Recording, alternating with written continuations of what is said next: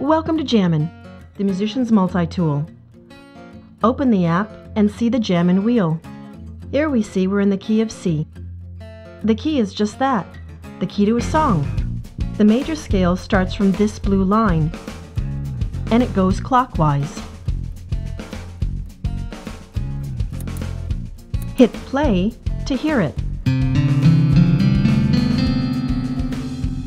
See this red bar? That's where the relative minor scale starts, and it also goes clockwise. Play and scale to create melodies. Now here's something cool. These buttons here highlight the major triads in the scale.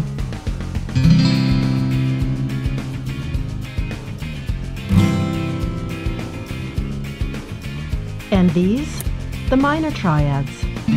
This is your diminished seventh.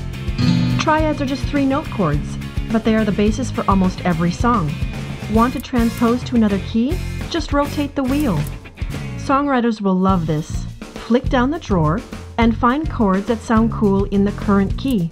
As you can see, the chord fingering is shown here. You're a keyboard player? Well, check this out. Ready to explore different scales? Let's do it! Here's an idea. Open up Jammin' when you're with the band. Improvising is easy when everybody's on the same page.